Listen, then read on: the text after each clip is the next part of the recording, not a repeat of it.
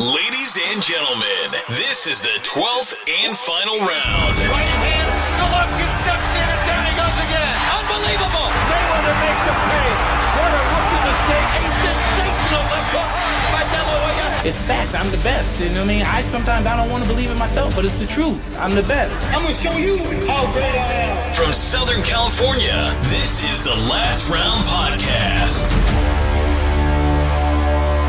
Welcome back to episode 194 of the Last Round Podcast, powered by Manscaped.com. Use our code, please go support us and use our code TLR Boxing for 20% off. They got great stuff at Manscaped.com. Go check it out. TLR Boxing for 20% off. Jumping right back into it. Fight reviews this past Saturday. Arguably one of the biggest, if not the biggest fight of the year.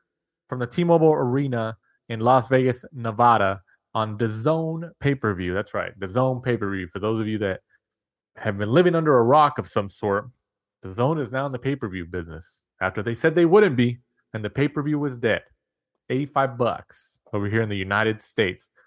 Saul Canelo Alvarez gets the 12-round unanimous decision win over Gennady Triple G Golovkin. Alvarez retains his undisputed super middleweight titles by scores of 116-112 and 115-113 twice, which that 115-113, we'll jump into it, doesn't, at least to us and to a lot of other people, doesn't accurately reflect the fight that everybody saw. So, I'll go to you first, Mike. What's your reaction? One-sided fight, I think. I think, unfortunately, that's probably the best of Triple G. I thought going into it, Canelo early on kind of established, how powerful he was, how fast he was. And I think, personally, that's why Triple G was so hesitant. A lot of people were saying that, he was trying to wear Canelo down and just kind of wait until the later rounds. And I don't think that's so. I think that, from the 9th round onwards, you could see that Canelo would kind of slowed down and was, kind of just trying to see out those last few rounds and maybe catch him with just that one big shot. And Triple G managed to get back into it. But personally, I feel that wasn't game plan. I feel that was just down to the fact that Canelo had kind of, worn himself out. And then Triple G kind of noticed that and came back into it. But early on, he was kind of very hesitant to throw because, Canelo was so much quicker than him.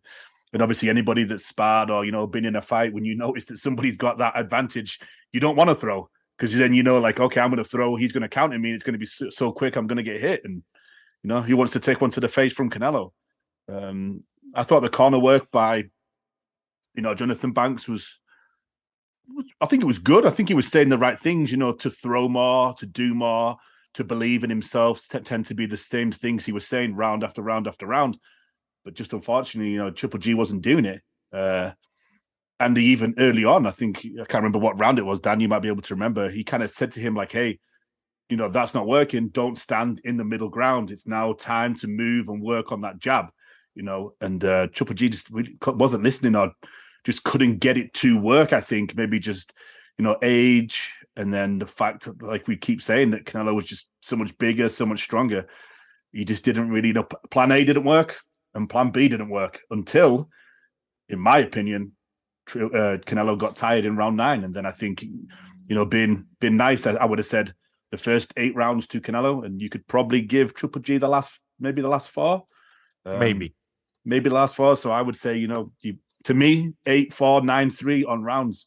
So yeah, like you said, I think those scorecards were wrong. And do you want to touch on what Dougie said on that clip on Twitter that you watched? Yeah, so Dougie Fisher, editor-in-chief of The Ring magazine, who's been on the show multiple times, so we obviously appreciate when he comes on their podcast, The Ring Magazine podcast. I saw a clip earlier today where he said in regards to the scoring, because there's a lot of people who I've noticed, and obviously we know this, we've been ringside for several fights. We've watched several fights on TV. Having the opportunity to see a fight on TV with all those camera angles zoomed in is a lot better than being in the crowd, especially being, 7 rows back or 5 rows back or 10 rows, whatever.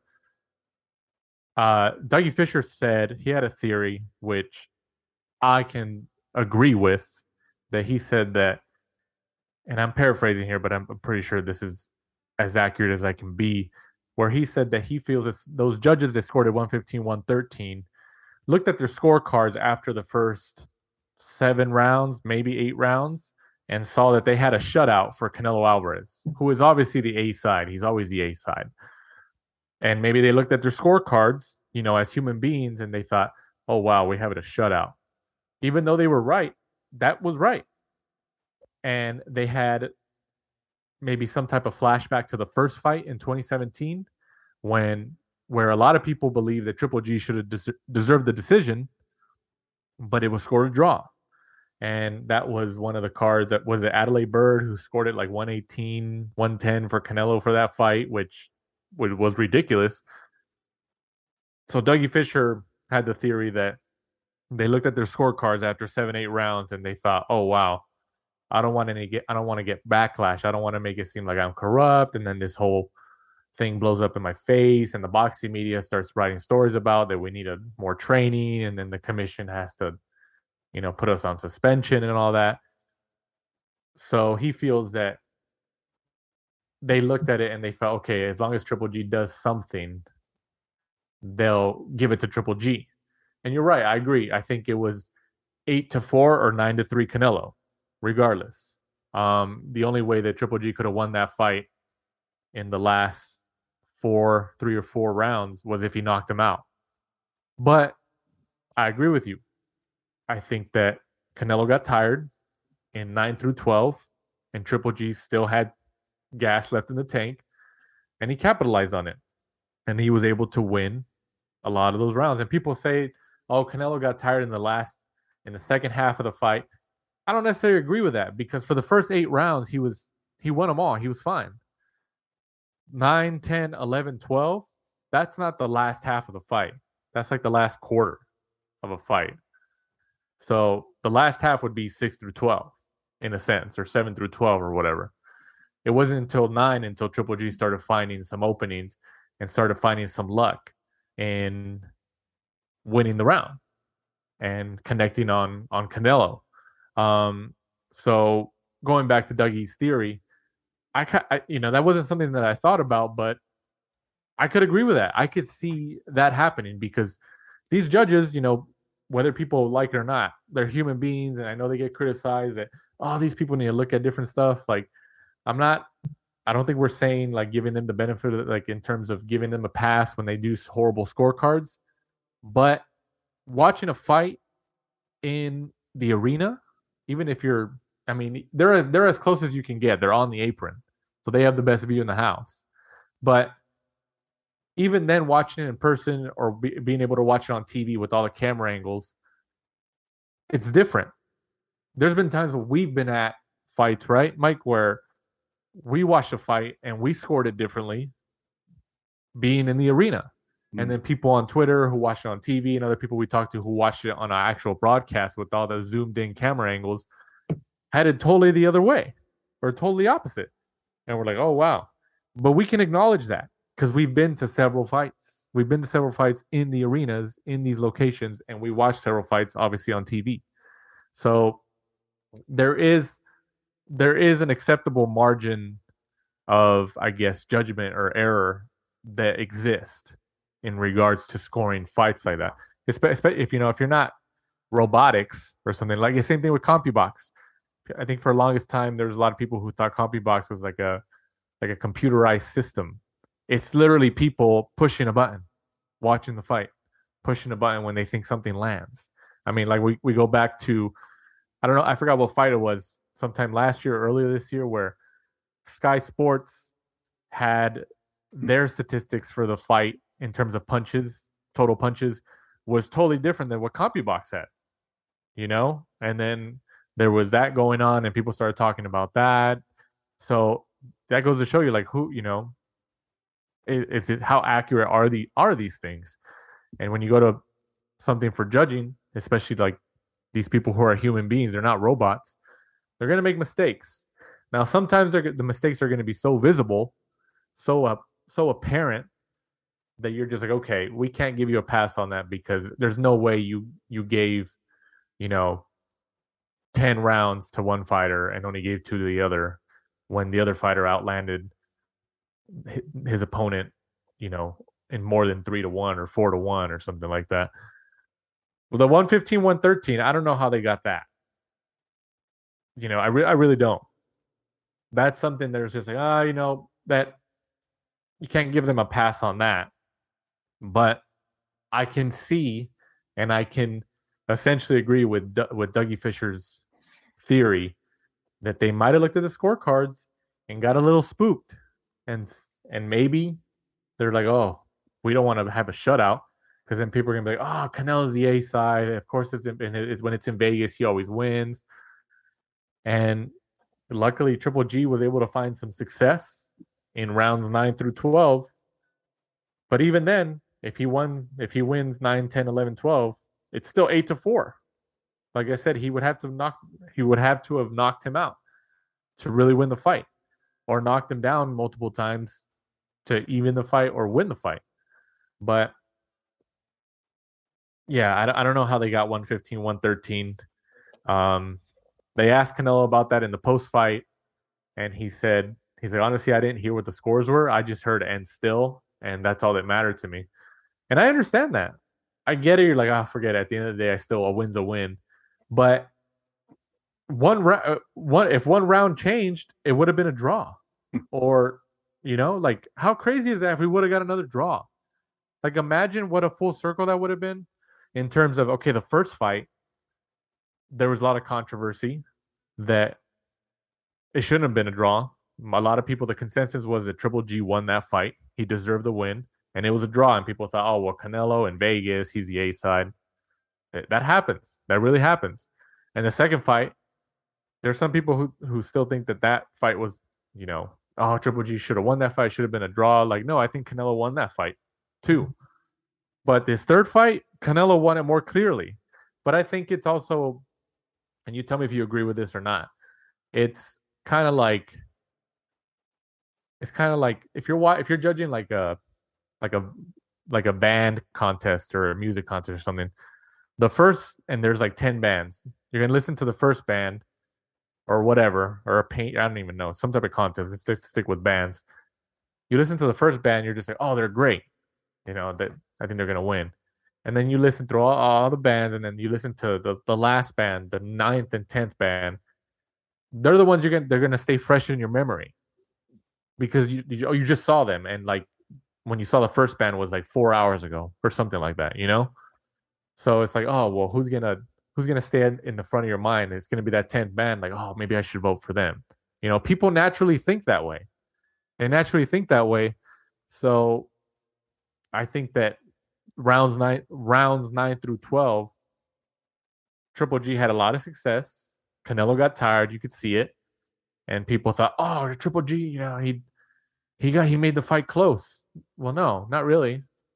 Like, he had a lot of success, but I agree with you.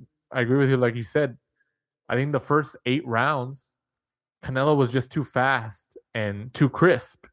And Triple G, for those first 8 rounds, he looked 40 years old.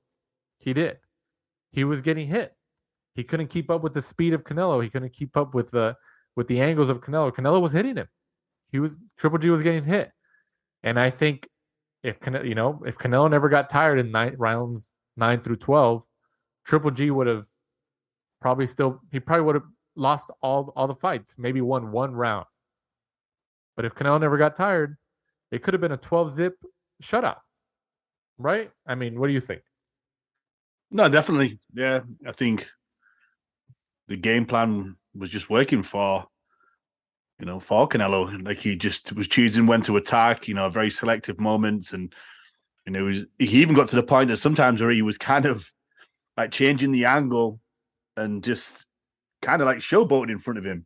He would kind of like walk away a little bit, turn around, decide to fight, kind of showing him like, hey, I'm dictating this fight. Like, I'm choosing, when and where in the ring, we're going to fight.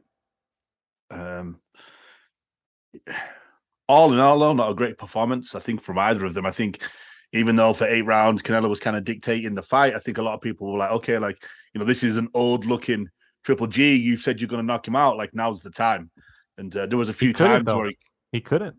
No, he had a good chin. And at the same time, it's like even at points where he did connect, flush or kind of flush, and you could see that he'd kind of hurt Triple G, he was still wary enough of Triple G's power right to jump in on him and try to connect and kind of like, empty the tank and give, the referee a decision to make whether to stop it or let it go ahead.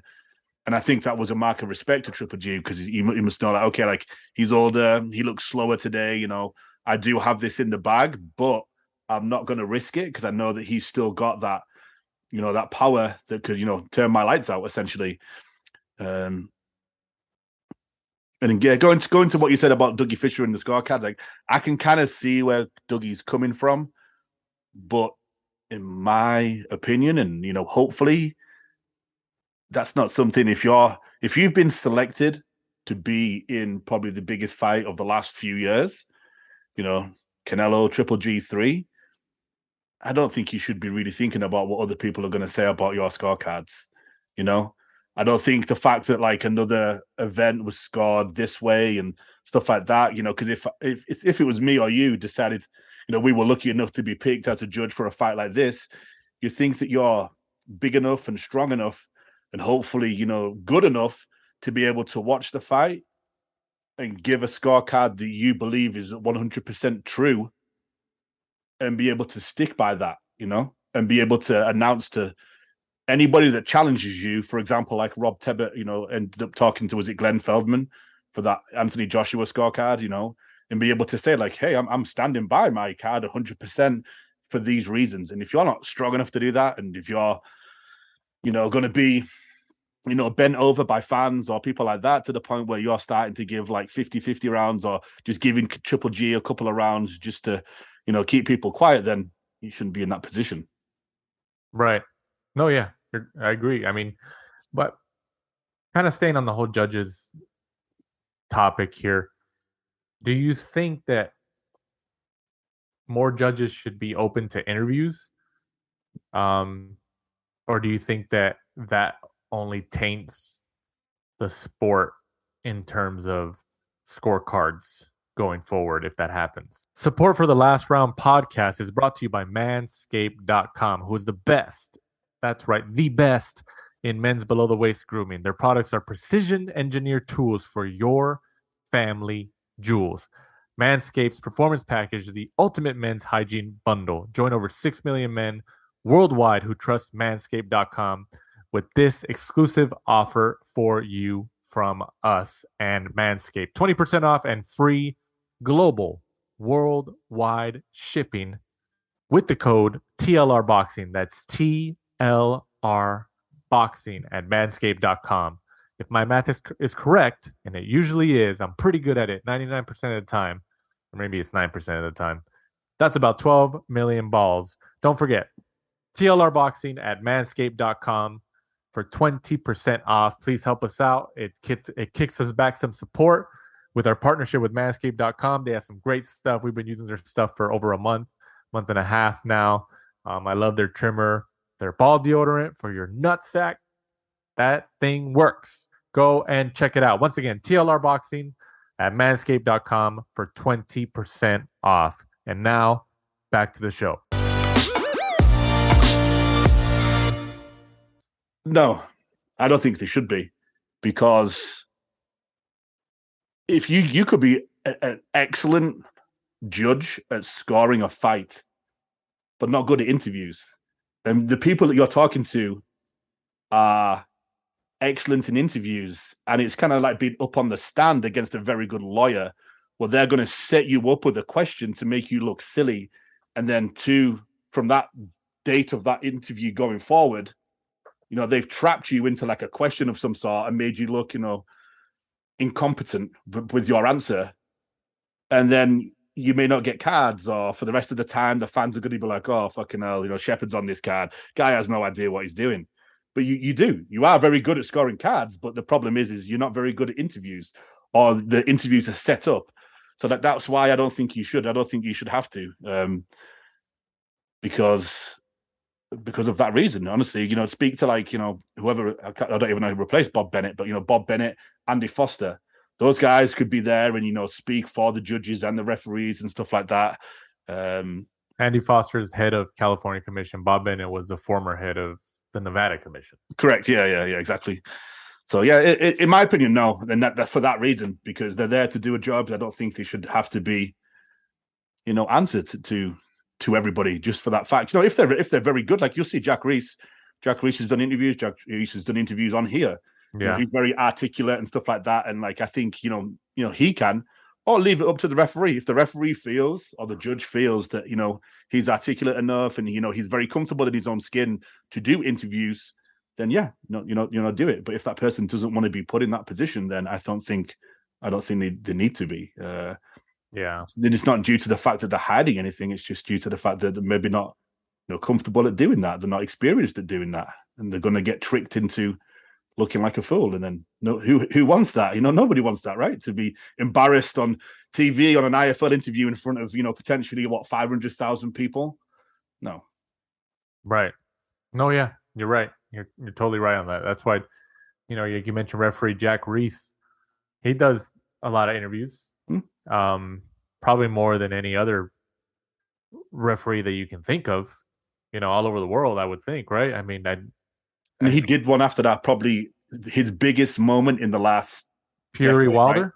Right? Fury Wilder, the supposed long count, and he's very articulate, very good, very confident, in his interviews, and I think he spoke about it on here, right? Yeah, and he spoke about it on many podcasts, on TV, interviews on YouTube, and that was up to him, and he gave a very good response. It's a human 10 count. It's not a 10 count from the moment he falls or the moment he hits the canvas, right? And he made it very clear, and I think people understood that after what he said. The bigger the spotlight on anything, not just sports, but on anything, the bigger the spotlight, the more scrutiny you're going to have. The more eyeballs there is, the more scrutiny there is. That's 100%. What happens. Yeah. That kind of correlates to how we talk about judges being human, watching it on TV versus watching it in the arena. It's kind of the same, and then these judges, they can admit it or not, but when you're scoring a fight, a 4-round fight in a Veterans Legion Hall that fits 100 people versus the T-Mobile Arena that has 20,000 people, and then the fight's on pay-per-view, and it's two of the biggest fighters in the world with hundreds of thousands of people watching on TV, or like YouTube clips or something. That's in the back of your mind. That's in the back of your mind, whether people admit it or not. And I know, it's like, oh, well, it shouldn't be. There should be professionals and be unbiased. That's true. But people are human beings, even the most professional people, on an instant slip. So, and like I said, we're not making excuses for them, but that happens.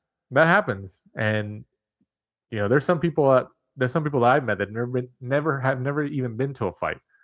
And they watch all these fights on TV, which is fine. But they're like, oh, how did they get that scorecard, man? That's just ridiculous. I'm just like, well, in the arena, it's totally different. There's been times where we just like going back to our previous point. We're in the arena and we score a fight differently, and then we talk to other people after, or we see on Twitter, and they're like, oh, they scored it completely opposite. And we're like, oh, okay, well, we don't have the luxury of having zoomed in TV angles in front of us. We don't. We're watching it from the side. And just imagine, like, people who listen to this, whatever you do for a job, imagine after every single day someone comes up to you and they're like, why did you do that? How did you get to that outcome? And I know it wouldn't be for every fight. I'm kind of just being silly by saying that. It'd obviously, be like on the big fights, because if a fight's viewed by 10 people at Fantasy Springs, you've got 10 different opinions. If the fight's viewed by, 1 million pay-per-view fans, now you have 1 million different opinions, just because that's how it is. And at some points as well, like the fact that we get this, it gives us stuff to talk about, right, on the podcast, and gives us content. Yeah, and if for our British listeners as well, is like there was something called VAR brought into soccer or football in the UK, and I think people thought maybe that was going to be a good idea, but even using that, you've still got human error, and that's kind of ruined football, soccer in the UK by slowing games down and constantly going to these replays and stuff like that instead of just letting the referee get in there and do what he's got to do and let like the flow of the game. And I think that kind of goes to show that sometimes we complain about things, but when we go in there and change it, it's not always for the better. Right. No, you're right. Absolutely. Going to the actual fighters, let's start with Canelo. Canelo said that he has an injury to his hand that he's had since the Caleb Plant fight, and that he needs some type of procedure on it. I don't know if he said surgery or like some procedure, but it's possible that he could be out until September of next year. So he could be out for a whole year, which, if anybody deserves it, it's him, fighting 4 times in 11 months to become undisputed super middleweight champion, fighting twice this year. He's been active. He's been putting in the work to really build a legacy here. But he says, people asked him about David Benavidez, Charlo, of course. I know he said something in regards to Benavidez and stuff like that, but he said in the past, he was just like, well, why don't they all fight first? And then whoever wins out of their rotation, I'll fight the winner. I still agree with that. I agree with that. I feel like some of these fighters are being matched up to guys that they should beat because their network partners are trying to hold off for that Canelo payday. They're like, oh, okay, let's see if we can get Canelo back over here to Showtime. But why not match up Charlo and Benavidez? Let them go at each other. Demetrius Andrade's there too. Throw him in the mix. Why not? Throw them on the mix, and whoever wins gets the big payday against Canelo. Why not? But they're all trying to. I mean, it happens in boxing. We've seen it over the years. It is what it is. But they're all trying to stay active, but fight guys that they should be beating. They should be beating in order to keep that Canelo sweepstakes alive. Like, I want to stay in the race, so I can't fight these dangerous guys. Like I was surprised when Charlo fought Derevyanchenko. He beat him. That's probably his best win to date. But is he going to fight? If Canelo is out until September, will we see Benavidez and Charlo fight Benavidez and Andrade? Probably not Andrade. Andrade just seems like he's blocked out of everything. But I saw that I think Benavidez just re-signed with PBC and Al Heyman. You would think that. I mean, obviously they must be paying him good, and he has loyalty, which is it happens in boxing. But you would think that oh well, if you're a free agent or you were on your last fight or you're coming up to your last fight, why wouldn't you want to sign with Matchroom or something who has a good relationship with Canelo if you want that fight so bad? And Showtime and PBC and stuff, like, they've been talking crap about Canelo. Like, they weren't talking crap about him when he was over there fighting Caleb Plant on their network, but they've been talking crap about him. Even Espinoza, the president of Showtime Sports, has been talking crap at different points. And it's like, okay, well, if you're trying to get him back to your network, that's not going to help. And just a child. I mean, what are you going to do? But I don't know. I think Canelo, him going through his run at 168 and now fighting Bivol and Triple G now, like, he's on cruise control in a sense. Because if you think about it, he's kind of fought all the best guys in the world for the last several years, in the last 2 years or whatever. He really has. He's fought all the best people in the world. Mm-hmm. And there's always people like, oh, he needs to fight Charlo, he needs to fight Benavidez, he needs to fight Andrade to really solidify. He doesn't really need to do anything. He doesn't need to fight these guys.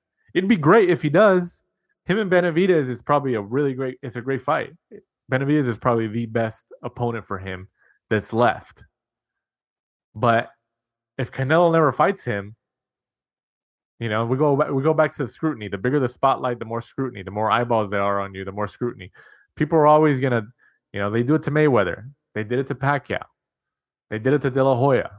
And now it's Canelo's turn. They do it to Anthony Joshua. Tyson Fury to an extent. And they're going to criticize him if he doesn't fight Benavidez or Charlo or something like that. But it is what it is. But there was reports that before Canelo signed like the 2-fight deal with DAZN or whatever it was with Matchroom, I think Espinoza, I think he might have said it. I don't even remember, but the reported offer was to fight Charlo, Benavidez, and then Spence at like a catch weight. And they wanted to pay him like $55 million for Charlo and like $60 million for like Spence or something like that, which obviously it's a great deal financially, but he decided to go the other way because he wanted to become undisputed. He wanted to become undisputed, and he went that way and he became undisputed. So I think he will be out until next September. I think he will. When he comes back, what do you think of the fact that, well, not the fact, what do you think of the idea that he does some kind of like little world tour? Like he comes back, he fights like John Ryder in like September, and then like all of these like places where you're seeing Matchroom, build some territory. Well, he wants to fight in Mexico. Yeah, so I like Matchroom, like he fights in the UK, like John Ryder. He fights somebody in like Mexico because, him and Eddie Hearn have that thing where he has like a lot of like Canelo promotion fighters and he helps them on, Matchroom shows. So he fights somebody in Mexico, maybe even pops up and fights in Australia against, a big name over there to help Matchroom, in their territory there. Because he's 32 years old. He's 62 fights now? 50. But he's been a pro since 15. So he's 62 fights. He's been a pro for 17 years. He's fought the best over the last few years. Why not, build his star even bigger by going on kind of like a mini little tour on, he's on the back leg of his career. And then secondly, to a second question leading from that, do you agree with the people that say that this is the first fight for a while where we believe that Canelo's actually starting to regress? I can see how people say that. And that's why I mentioned he's been a professional since he was 15 years old. He has a lot more mileage on his body at 32 years old than other fighters do. And especially if you take into account the last 2.5 years or whatever, where he's in 11 months, he became undisputed champion at 168. He fought Bivol at 175, and he fights Triple G at 168. There's a lot of mileage on his body. There is. He said he wants to fight until he's like 37 or 38 or something. That's a long time away. 5.5 years. That's a long time. That's why I said, like, he doesn't need to fight these other guys. Like, obviously, as fans, we want to see it. We want to see him fight Benavidez. We want to see him fight Charlo. If Spence moves up to 160 or whatever, that'd be an awesome fight too. I still think him and Spence is a huge fight. In 2 years or something. It can be a huge fight now, but he has a lot of mileage on his body. He does. And what else is he gonna do? He's made all his money. Would you think he's a Hall of Famer even if he retires today? Oh, yeah. Right? I think this is kind of throwing this question back at you. I think Canelo and Triple G both, as long as they choose to retire and they don't end up like a Roy Jones or a James Toney, where they just keep fighting for the love of the game, I think both of them should be Hall of Famers. because that was the question I was going to throw at you about Triple G. Like, I think everybody kind of agreed after watching that fight that, he looked like Father Time had, got him, had finally got him. And I just hope that now we still remember all of the, the good times that he's given us, all those HBO nights. And I don't want it to be like, where these new kind of fans that are coming into boxing kind of see Triple G like a Roy Jones Jr. or a James Toney, where they, his good times are so far back that they just remember like a slightly soft looking Triple G coming in, kind of getting schooled by these up and coming pros.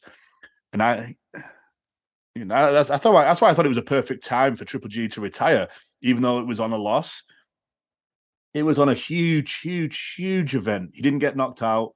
The scorecards for him were, kind of close, even though they were incorrect. And I thought he was going to get knocked out too in the later rounds, but he didn't. Yeah, I thought we were both going to be right. When I was watching the fight, I was like, okay, Canelo's literally got like 8-0 up. I was like, okay, now he's going to try to stop him. Yeah. And but he got tired. You think if he wouldn't have got tired in those last 3-4 rounds, do you think, well, what's the percentage likelihood that Triple G would have at least went down? If Canelo never got tired, he still had the stamina. I think we'll get some shit for it, but I think he might have dropped him because I know his chin's unreal, but we did see there was times, and there was a body shot. There was a body shot. There was also one where he kind of like left his feet behind and stumbled backwards a little bit. Yeah, that I could just see like the sign of age, where like the brain and the legs, weren't syncing up anymore because the legs were getting heavy just due to probably not just having the miles in the tank anymore. Due to being 40 years old. It happens to everybody. You know what? I'll give him the benefit of the doubt. It's Triple G. We love him, and he may have dropped him. I don't know if we'd have stopped him, and unfortunately, we'll never know. We'll never know. Going to Triple G now, I thought, and I think you thought too, that he would retire win or lose. He said that he doesn't plan to retire. He was like, "Oh, I still have all the belts, or pretty much all the belts at 160." He's like, "Come get them," And reportedly, this was his last fight with DAZN, so he wants to keep going, which is great for. I mean, keep it going. He looks like he still has some left in the tank, especially after those last couple rounds. Does he next year? Does he go to Showtime and fight Charlo? I think he takes a different route. There's a fight happening in a couple of weeks' time. Chris Eubank Jr., Conor Benn. You really think he goes towards Eubank, though, if Eubank wins? If Eubank wins, Cali Sauerland has openly said that their idea was to have one fight, have another British fight, which is obviously this fight, and then chase Triple G. And I think on that performance... I'd rather see Charlo. 100%. The question was, where do you think he'll go? Yeah. In terms of a fight, the Charlo fight is a great fight.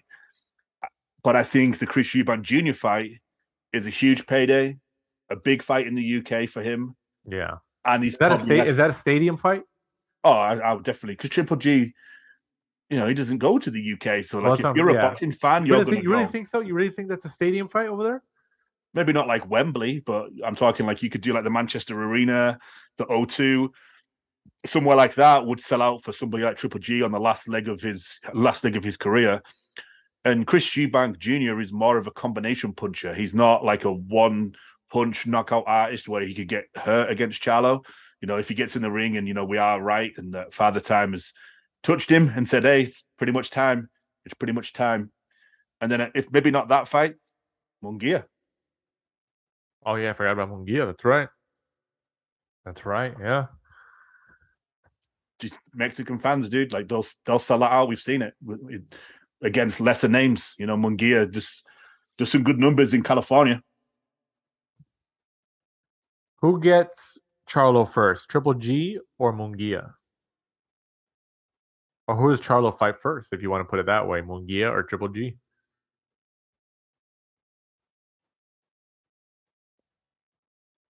What are you thinking? It's a good question, isn't it? That's a hard one. I think Munguia, unless Canelo decides that he wants it, like he picks it, because Oscar will at times Oscar will just throw his fighters in there with anybody. He's very strategic in who he does it with, but he'll throw them in there and be like, okay, it's time to sink or swim. But you have to do that. You have to do it. You can't just coddle them. Yeah. But I mean, we've talked about that Golden Boy is probably the best at that. And sometimes they might do it a little bit earlier than you would think, but they're like, well, let's see if it pans out. And they throw him in there. Another reason I think that is that Canelo seems to love Eddie Hearn. Yeah. You see him, he hugs him and stuff like that. And he went to Showtime to get that belt from Plant. And then he came straight back. He came straight back home. He came straight back home to Eddie. And they don't do business with Al Heyman doesn't do business with Eddie Hearn. And that's why I think I mean it's still obviously highly possible that Canelo goes to Showtime again for a Benavidez or a Charlo fight in the future. But the unfortunate thing is that there's a chance that Canelo could tell them, come to the zone. Like, no, come to the zone. They've been my partner. You guys want a shot at me. You got to come to my network. Why do I have to go to your network? Obviously it's easier for him. He's a free agent. They're bidding on him. But I don't think that won't happen, unless the fighter makes the noise, unless it's Benavidez or Charlo who makes the noise and said, oh, no, I'm going to go over there. No, I don't care. I'll go over there. I want to fight. But, if Canelo says, okay, fine, I'll just come over there. It's easier for the network and the promoter. Like, oh, okay, great. He's coming to us. So the money's all for us. But Canelo has 100% power to say, no, come to me. I've been working with the zone. I want you to come fight on my broadcast partner, which would just delay the fight because, obviously these promoters and these broadcast partners don't get along. So we haven't even heard anything about Spence Crawford. Nothing official, and Crawford's a free agent.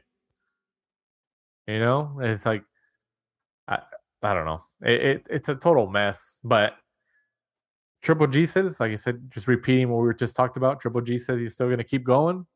He's like, I still have belts at 160. I'm really interested to see where he goes next. Does he get like a tune-up fight to kind of get back in the rhythm at 160? Or does he go and fight Charlo? Does he go and fight Eubank Jr.? I think so. I honestly think so. Eubank? If I was his manager and I'm like looking at... Or Munguia. I'm looking at the landscape. UK, pay-per-view, probably an arena. Eubank doesn't really have that one-punch knockout power. Or like Munguia could possibly get her big dude for the weight. Munguia in LA would be huge. You could do both. You really could, to go do the Eubank Jr. one because the schedules are kind of like lining up for Triple G and Munguia at Staples Center in downtown LA would be big. I think they would sell that out. Remember when they were supposed to make it? Yeah. And then they didn't let Munguia. Yeah, Nevada wouldn't let him fight. Yeah. That was the Canelo positive test, right? I think so. Yeah. And we ended up. Me and you went to watch. It was Matrosian at StubHub. Yeah, StubHub. Yeah, they moved it to StubHub. Yeah, but they didn't let Munguia jump into that. Which, I mean, if you think about it, Munguia probably he would have got knocked out early. I think hindsight being 2020, you can kind of see why. Like, oh, okay, yeah, he probably would have would have been an early night. I'll read, right. This is the top 10 according to BoxRec. And I think those two are the prime choices. Chris Eubank Jr. at 2, Munguia at 3, Carlos Adames, Derevyanchenko, Michael Zarafa, Eris Angie Lara, Zanabek, I can't even say his last name, Miriam Nustulnov. I'm sorry, I butchered that. And Felix Cash. I saw something that Arizona Lara is like the mandatory for WBA, WBA, which Triple G has. I mean, how likely do you think that if Triple G doesn't negotiate or say, "Oh, I want to fight Lara," how likely do you think that the WBA strip him if he doesn't pay attention or if he doesn't like, "Oh, no, you can wait." 0%. I mean, they make more money off of Triple G's name than they do off of Lara, right? Yeah, 100%. Yeah. So, money makes the world go round. Money makes Yeah. boxing go round. yeah. So, I mean, people are like, "Oh, he's a mandatory," and like, sometimes it works out. Like, you have to get into a mandatory spot, but when you're bigger and you generate money like this, these sanctioning bodies are gonna be like, maybe we can wait. Oh, he's injured. We got to give him some extended time off, so he's still going to be a champion in recess or something. They make a big deal of it. They're like, oh, you're going to fight for the interim title, something like that. So whoever pays the most, right? That's how it works. That's how it works. Moving on to the co-main event, Jesse Bam Rodriguez gets a hard-fought unanimous decision win over 12 rounds over Israel Gonzalez, who actually had the last name Rios on the back of his trunk. So I don't know if his last name Gonzalez or Rios. I was confused. I was like, what the hell? I was like, Rios. But his name's Gonzalez, but I don't know. Sometimes people have multiple names and you don't even know. This was for Rodriguez's WBC super flyweight title. Rodriguez, like I said, got the unanimous decision win, but he had some difficulty. Gonzalez was a game fighter, and I think Bam Rodriguez even said in the post fight interview he thought, oh yeah, this was going to be like a little easier touch up. It would, he was kind of he was confident going in, and he's like, oh yeah, I'll make an easy night. And I think he kind of let his guard down to an extent where he's like, oh wow, this guy's better than I thought. And Gonzalez got some success in. He still lost the fight. Rodriguez still retained, but I think in the overall run, especially with Bam Rodriguez being such a young guy, being the youngest world champion, I believe, in boxing currently, and with the hype that he's been on and defeating two of the four kings at super flyweight and having all this hype around him, I think this was a good way to kind of keep him humble. Like, oh wow, okay, I'm not invincible. I still won, but I can't underestimate everybody. I got to treat every fight like it's for the undisputed titles or something like that, right? Yeah, I mean, I thought it was a good fight for him at this age after having those two, amazing wins against Carlos Cudras and then also, Rung Visai. It was just good to see him get through a tricky, slightly negative at times opponent, but he didn't get disheartened and get down on himself and kind of like give up. He managed to just work his way through it, and there was flashes of that Bam Rodriguez brilliance. That kind of like when he does the jab and he steps through his footwork. Yeah, his footwork is just amazing. I thought it was interesting though on the commentary that the fight was offered to him and his trainer Robert Garcia, and the commentary said that Bam said beforehand that he didn't want to take it, and that Robert Garcia had told him, like, no, take it. It's a good fight for you at this time. And I was kind of like, okay, that's kind of like interesting because the fight ended up being very tricky. And I wondered like if, Bam was kind of like, fuck, like I didn't want to take this fucking fight, at the end.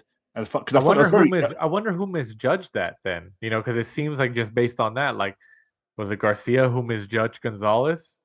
And was it Rodriguez who recognized like, hey, this guy's better than I think. I don't really want to go through this right now. And Garcia probably thought, no, he's not that good. We can go through him. And it seems just based off of that statement that Rodriguez was probably more right than Garcia, right? Yeah, you don't know. Was it just something where Bam could feel in his body? You're like, you know what? Like this has been a hard year. I kind of need some time off. Or maybe it was Robert kind of like we just touched on how we both kind of said like, hey, this is a good fight for him, and he got through it. And maybe that's what Robert was thinking. Like, you know what? This is going to be a tricky fight for him, but this is going to like, really as a fighter moving on several levels because he's going to have to go through a tricky situation he's going to have to solve. Yeah. And he did do it, but it's just interesting, how is Bam going to take that where like people have probably like come down a little bit on him. He's kind of simmered a little bit because he won, but it wasn't that outstanding kind of like knockout performance where you on the edge of your seat. Because before this, everyone was kind of picking him like, okay, if he gets in there and he gets rid of Gonzalez, boom, that's your fighter of the year. And So, Israel Gonzalez went 12 rounds with Chocolatito. yeah, I mean he's no slouch if you know the the flyweight and the super flyweight divisions. He's a named opponent. That was Bam's 18th fight. That was Gonzalez's, how many is that, 35th fight. So he's had nearly double the amount of fights, and he's been in there with a whole host of names, Gonzalez. So I wouldn't look negatively on it. And for me, Bam is still up there, as a contender for fighter of the year, because he's 22 years old and he's gone through Carlos Cuadras, Rung Visa, and now Israel Gonzalez. So, it's a pretty good resume so far. Enjoy the rest of the year. Take the rest of the year off, Bam. Just don't eat too much.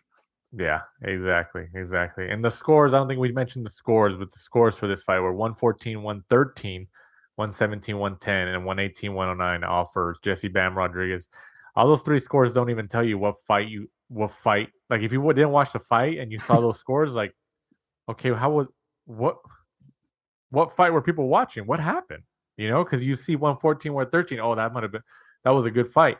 You see 117, 110, and 118, 109, you're just like, wait a minute, that's like a shutout. What are we watching here? So that's it's tough to kind of comprehend, but I don't think it was 114, 113, but it wasn't. I don't think it was 118, 109 either. Gonzalez, like we said, Gonzalez was game. Yeah, but Jesse Bam Rodriguez did win the fight. There was no disparity in that decision, but yeah, all these scores just tell a different story. Moving on, in the third fight of the night, Ali Akhmadov, I think I said that wrong, gets the 19th win of his career with a unanimous decision win over 10 rounds over King Gabe Rosado, who takes the 16th loss of his professional career. This was for the WBC silver super middleweight title. Rosado just always pops up, huh? He still finds his way into these big cards. He's still, he's a game fighter. And 16 losses, but he still keeps it going and finds his way into these big events. These, I'm sure it's decent money. And he figures out a way to go. I mean, all the scores across from all three judges for this fight was 100-90, which was right on the dot. Rosado was completely shut out. When does the train stop here? When's the last stop for Rosado? Is it now? I would say the only thing in his favor is he doesn't ever really get knocked out, or he's never, even though he lost every single round, I don't think he took a severe beating, because he's just that flipping experienced, Yeah. And they said going into the fight that he had a bad camp and came over to LA and asked Freddie Roach, like, literally on the last minute, like, hey, like, my camp sucked and I really want you to work my corner. And Freddie was like, yeah, let's do it. Went to Vegas with him, came out, and sadly, didn't. I mean, his last couple of performances have kind of sucked. I think me and you both thought, he against Munguia, he ran him close in rounds, and there was a few rounds where, like, he had that same punch that connected and knocked out Beck the Bully. He was close to landing that a couple of times in that fight, but then his last two, like this fight and then the one prior against Shane Mosley Jr., yeah, it looked like he got old overnight, because I thought, even a 70%, Gabe Rosado would have beaten, Shane Mosley Jr. Yeah. So, I think that Beck the Bully knockout really gave him a burst of momentum. So that's why these next couple fights against Munguia, Mosley Jr., and now this one, if he never got that knockout, I think he wouldn't have those opportunities, or these opportunities consecutively like this, because that gave him a lot of momentum. People are like, oh my God, that's huge, because Beck the Bully was a monster. People are like, oh yeah, he's gonna stop Rosado. But three losses since then, since that knockout. Munguia, Mosley Jr. now here. I mean, I mean, he didn't look. He was shut out, but he didn't look.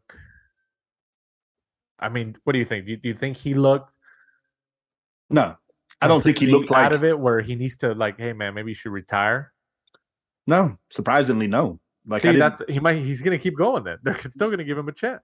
Yeah, because I think it's one of those where you could be like, okay, like he lost that round, but he was kind of like always still in them. He was just kind of like losing them, which is going to sound like a strange thing to say, but he wasn't like getting severely beat down where you're like, whoa, the referee's going to get, close to stopping this, Gabe. I don't think it was like that. And I think, with just some like carefully picked opponents, Gabe can still stay around the game because, he's a popular guy. Like I always say, he's the Nate Diaz in the boxing world. He's from Yeah, that's true. Philadelphia. He's just got that kind of like renegade, like bad boy kind of like persona about him. Right. And he'll fight anyone. We look at his record. He literally fight absolutely anybody. And I think nobody's going to tell Gabriel to retire. He's that sort of guy. He's going to retire on his terms whenever he wants. And hopefully he does it at the right time. And I would still pay to see him. I like watching him. Yeah. I think you're right in your analysis there. Also on the card, Austin Ammo Williams remains undefeated with a 10-round unanimous decision win over Kieran Conway. This was for the WBA International Middleweight title. There was some concern for Ammo Williams just before the fight. That video of him at the weigh-in, at the face-off, he looked a little different. People thought, oh, well, he's had some mental health issues in the past, and he just looked a little off. Well, it looks like, those theories were out the window because he did what he had to do and he won the fight, right? Yeah, I mean, it was very up and down performance from him because there was times where I thought like, okay, like Kieran Conway's coming in on this, and I thought it was going to be kind of close, but then towards the end, I think Williams kind of took over. I think he got kind of used to what Conway was doing, and he was landing with some big shots, and I thought it was good of him in the last couple of rounds that he actually tries to chase the knockout because I think to me that kind of means that he understands the sport and that we know that like knockouts sell, and he's still trying to pave his way in his career. But yeah, I think some of the stuff like in the build up to the fight, like he did look a little bit off. Like he was, like when you look at someone and you can tell like they're thinking about something and they're kind of talking to themselves in their head. That's what like, it seemed like. Yeah. Yeah, he had that kind of like look on him. Like so, just good luck to the lad. At times, I think he was good of him. That he came out and said that he was having like like mental health issues and stuff like that. And luckily in this day and age, a lot more people are very open about that. And you can ask for help, and it's not kind of like frowned upon like you're like soft or weak anymore because of people that there's a lot of celebrities, a lot of big name people that have gone through it and openly spoken about it, which is good. Yeah, absolutely. Also on the card, Diego Pacheco remains undefeated as well with the 5th round TKO over Enrique Colasso, and Mark Castro, who's been on the has he been on the show with us? Yeah. He has, right? Yeah. Mark Castro remains undefeated as well with the 8th win of his professional career, getting closer to that 10 mark with the 5th round knockout over Kevin Montiel Mendoza. Castro did look a little bit better in this fight than Good other finish. previous fights. Good finish. Yeah. Yeah. So, and he hasn't really I don't know how many KOs he has now or stoppages. 8 wins, 6 KOs. Okay, so he has quite a few. But I think his last 2 were decisions, weren't they? Yeah, that's why. He's very similar to Gabriel Flores from Top Rank. They struggle with fighters that can punch. Essentially, people that are kind of like gonna like essentially fight back, are big, strong, and have got a little bit of pop behind them. They both struggle with that sort of style, and was just time will tell. I think it's going to be slowly but surely with Castro because I think they noticed that when they kind of stepped him up against. And he got knocked down. He got knocked down, and he didn't have like that too good of performances. And going back to this fight with Mendoza, they kind of went back to somebody that has less power, less of a KO ratio. So we'll see. I think there's still a lot to be molded in him. Moving on to fight previews. This upcoming Friday, the 23rd of September, from the Prudential Center in Newark, New Jersey, on ESPN Plus. Shakur Stevenson, 18-0, goes up against Robson Conceicao, 17-1. This is for Shakur Stevenson's WBC and WBO super featherweight titles. Conceiciao's pretty solid test. I think everybody, I think Shakur is a pretty heavy favorite here. But they got to keep him active, and I think Shakur should honestly just move up to 135. But they're trying to get a little bit more out of him at 130 since he unified after beating Oscar Valdez. I understand that, but I think Shakur's just if they're trying to get him to like unify or become undisputed at 130, I think it's a waste of time. I think you just move him to 135. Because when he gets to 135 with all those other players, it makes that whole division even better. And Shakur's moving up to 135 arguably could be the best guy at 135 pounds when he gets there. So, I mean, what do you think? What do you think about this fight? What do you think? What did you say? If he does that, 3-weight world champion already.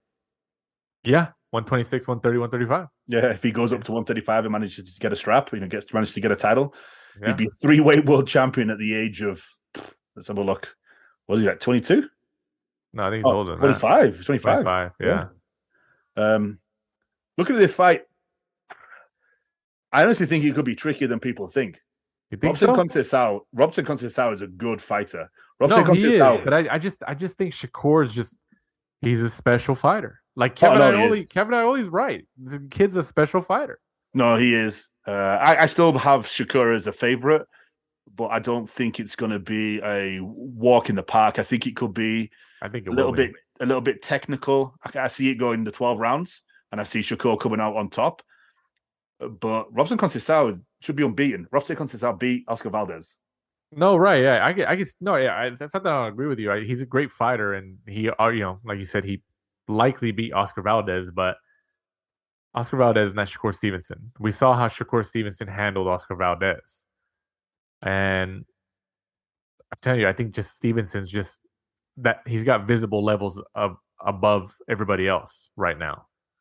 No, it's stylistically, both of them are very similar, I think. They're both very good boxers, very technical, very skillful. And I think Oscar Valdez being a more of a traditional come forward fighter, that is a perfect match for Shakur Stevenson and Robson Conceicao. It's just the fact that Valdez was kind of like the A side, and they were wanting to put Valdez in with Shakur.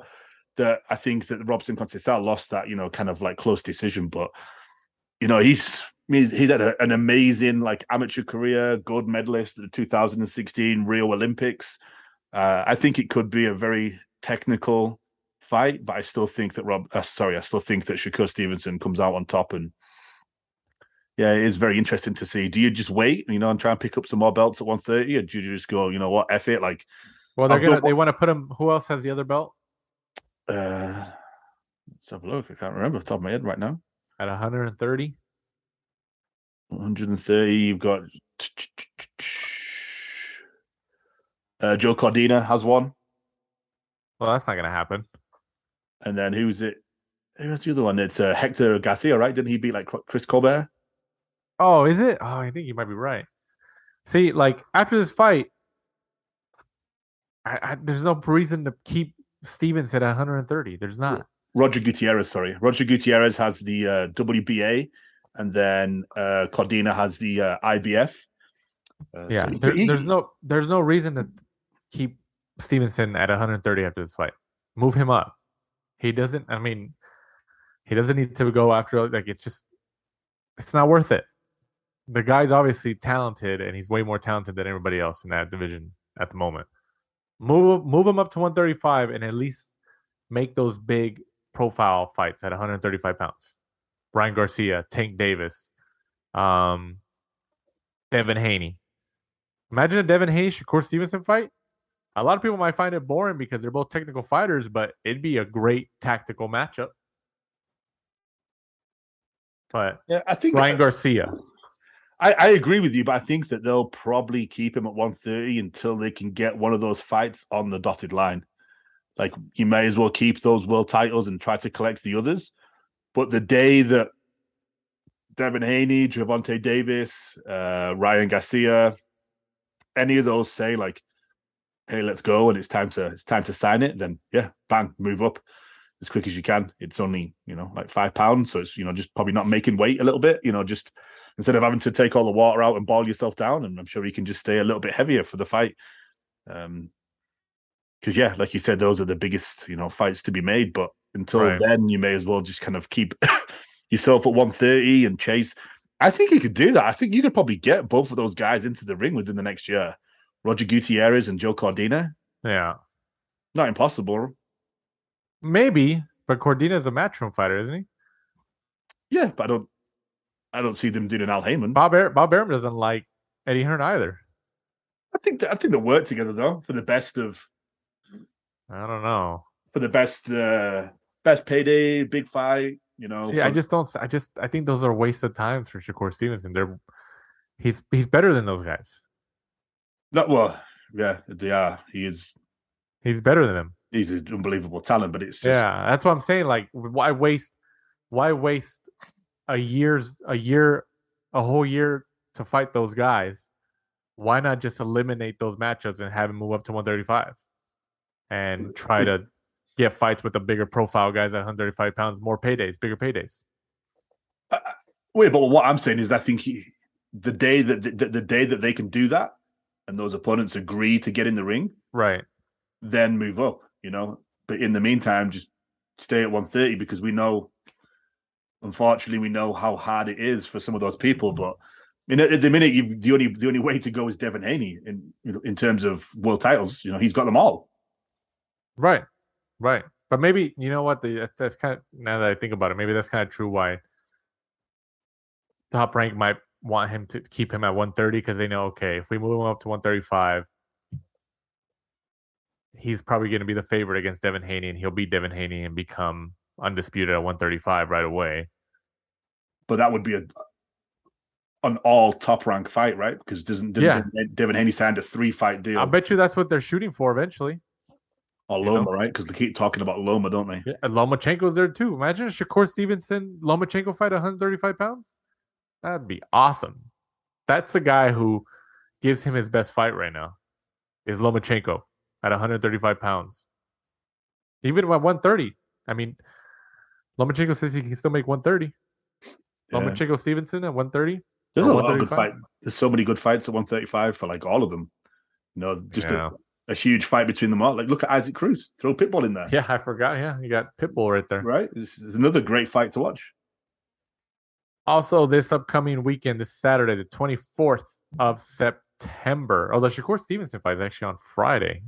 Mm-hmm. It's a Friday card. I didn't notice that. The 24th of September for the Manchester Arena in Manchester on ESPN Plus again. Joe Joyce in a heavyweight matchup against Joseph Parker for the WBO Interim World Heavyweight title. This is actually a good fight. I'm excited to see this fight. Who takes it? Who do you think wins? Joe Joyce, easy. Knockout? Yeah, finishes him, yeah. Oh, wow. No hesitation, huh? No hesitation. Not a big fan of Joseph Parker. Joseph Parker, got the WBO world title in a controversial decision win over a lazy Andy Ruiz. Yeah. Ever since that day, he's been cruising, huh? He does lackluster performances, kind of like sparring-esque performances, and wins very boring fights. Boring fight with Joshua, very close decision wins where he could have lost to Derek Chisora. The only fight he probably actually was back and forth and was pretty good was Dillian White. When Dillian White kind of like ran out of gas, and if the fight was a little bit longer, he probably could have had Dillian White out on his feet. I think this is kind of like a fight where he'll go in there and it's like every other Joe Joyce fight. Parker looks like $1 million. He's teeing off on him. And then he gets to the point where he just punches himself out because he's like, oh my God, the Juggernaut with the best nickname in the world just does not go down. And then he just gets to the point where he's super freaking tired. But he's like 36 years old, isn't he? And Joe Joyce knocks him out. It's like Homer Simpson. Homer Simpson when he fights. And the guys just get tired because he's like, boom, boom, boom, boom, boom, boom, like punching him in the face. And Homer just takes him. That's Joe Joyce. Yeah, that's true. The Juggernaut. I mean, yeah, he might knock him out. I think you're right. I wasn't really leaning towards it, but now that you kind of said it, I could see the reasoning behind it. Also on the card, Amanda Serrano returns after her high-profile loss at Madison Square Garden against Katie Taylor a couple months ago. And she goes up against Sarah Mahfoud. I hope I said that right. Undefeated. She's 11-0. This is for Serrano's IBF, IBO, WBC, and WBA featherweight world titles. Obviously, Serrano, Jake Paul, they want to position her back and to gain a rematch with Katie Taylor. You say sometime that, next year, right? They were offered the fight, and Eddie said that they turned it down and they wanted to defend her titles against one of their mandatories. And you're thinking, no offense, but you're signing to fight Sarah Mahfoud for pennies. Well, because I think that Eddie Hearn offered them the fight In Ireland. Yeah, and if you lost to her in New York, you're definitely going to lose in Ireland if it goes to the cards, which it most likely will. There's no way. So, like, I think from a business standpoint, I think Jake Paul was like, I don't think it's a good idea. Let's get some other fights under your belt, maybe one or two, and then we'll negotiate with them. But they're probably going to have to go to Ireland, and the judges aren't going to be on their side in Ireland for sure. No, I mean, I agree with like parts of that, but at the same time, it's like, okay, like you're probably taking a significantly lower purse for this fight and any other fight when you can just turn around and fight Katie Taylor, because boxing is I still think Jake Paul takes care of her though. I really do. Like, I'm sure her paydays are still very good. Yeah, I still think Jake Paul takes care of her regardless. That's the thing. She's like, oh, okay, this works for me. They're not going to be like, seven-figure $1 million paydays. Just turn around and fight. At the end of the day, Katie Taylor's not getting any younger. Serrano's not getting any younger. You can have a night off against Sarah Mahfoud or whoever else she fights in the meantime, right? And lose, and then that fight's not as big anymore. Still going to be huge because in terms of the women's division, that was probably the best women's fight I've ever seen in my entire life in boxing. It was an unbelievable back and forth. The atmosphere really helped. That's what it was. Unbelievable. The atmosphere really helped. Yeah, I mean, just run it back. Do this one fight if needs be, and then just run it back, because it's like any other fight. When you've got like a rematch or a trilogy, you need to do them close together, because it gets to the point where like we forget how good the other fight was because it's so long ago. Prime example is Triple G Canelo. Right. There's no need to wait. Just do it, especially in the women's division. You've got nobody else to fight that we care about. Right. No, yeah, you're right. I get it. And also this upcoming weekend, Lee Wood actually pulled out of his WBA featherweight title defense against Mauricio Lara with torn biceps. This was the original main event. This would have been a crazy fight, especially with Lara just knocking everybody out. So that's unfortunate, because I was really looking forward to seeing this fight, seeing Lara get an opportunity, because he's a killer with those knockouts, man. And we saw his last fight in San Diego for the Chocolatito card. The guy's a monster. He is a monster. So let's see if this gets rescheduled for maybe the springtime of next year. We will see. But I think the main event is now Maxie Hughes, 25-5-2 against Kid Galahad, 28-2 for the IBO lightweight title. So that is now the main event of the zone in Nottingham. News and notes. Errol Spence Jr. and Terrence Crawford have reportedly agreed to all material terms, say that in quotation marks, for a fight targeted for November 19th in Las Vegas, according to ESPN. But here's the kicker. That's why I'm not holding my breath here. No contracts are yet signed. Their lawyers are still cleaning up the language. So I don't think people should get excited yet. I don't think they should. There's nothing signed yet. And it still says that the lawyers have to look over everything to see if they can find. But the word material terms is, I guess, in a sense, saying all the big terms, maybe the money split, the purse, the venue, all that stuff. But lawyers are paid to look at everything. They could find certain things like, oh, we're not going to change that. So it's not there yet. It's not. I don't even know why it was reported yet. I don't. There was nothing signed. There's nothing signed. They've agreed for all material terms for November 19th. Hopefully it follows through. Hopefully it follows through. But there's nothing signed yet. The lawyers still have to go and clean up the language. I don't get it. 2 months. 2 months today. Yeah. So there's nothing signed yet. So as of this recording, I wouldn't hold my breath yet. We will see. And this will probably be honestly on Showtime or Fox. It'll be one of those the partners of the PBC. But yeah, nothing signed as of this recording. And then moving on to the promoter Marv Nation, who won the purse bid rights for the vacant title fight between Regis Prograis and Jose Zepeda. The president of the WBC, Mauricio Suleiman, says Marv Nation is already in danger of losing the fight. And Suleiman said that while Marv Nation made the required deposit on their winning purse bid, he also says they've yet to finalize contracts with the fighters, nor solidify a date or venue for the bout, risking the fight going to TGB Promotions instead, which is PBC.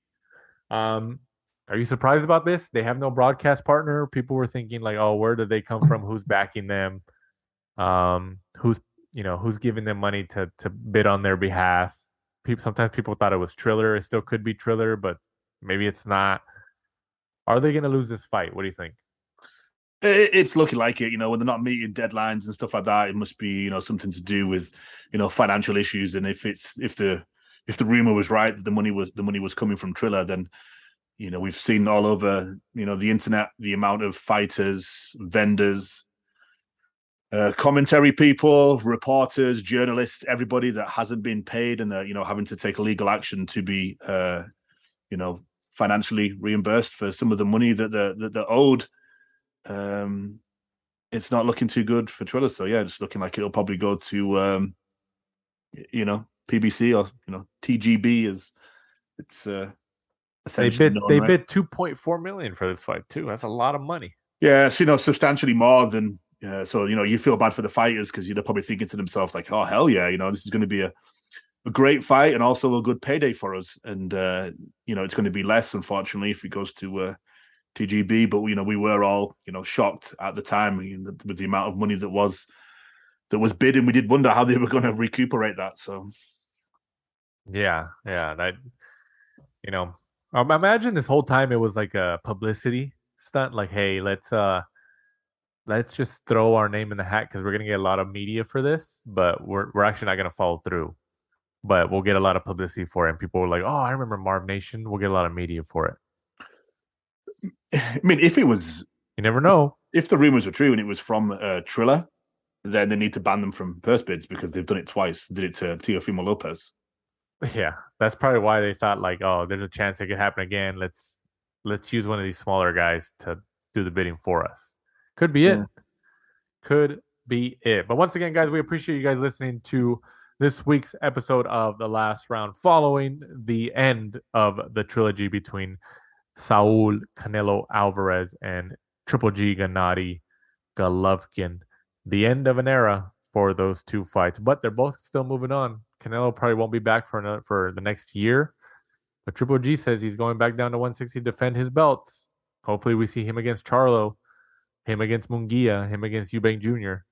We will see. I'd rather my first option, my first wish list on the list is a Charlo fight, and then Munguia, and then Eubank. But we will see. He still has some left in the tank. And don't forget, guys, go to manscaped.com and use our code TLRBoxing. TLRBoxing for 20% off. They have great stuff. Go check it out. It will give us a kickback, keeps this show going, gets more content for you guys. Keep it going. TLR Boxing at manscaped.com. And before we completely sign off, once again, Mike, go ahead and let them know where they can find us and follow us. We are at The Last Round 12 on Instagram and Twitter. Be sure to join us next week, where we'll be talking about the Shakur Stevenson and Joe Joyce fights. And then October the 1st, not really much to preview. We'll find something. boxing always gives us something to talk about. So once again, from my co-host Michael Shepard, I'm Danny Z. This is the last round. Thanks for supporting and listening to the show. Follow us at The Last Round 12 on social media. Rate, review, and subscribe. This is the Last Round Podcast.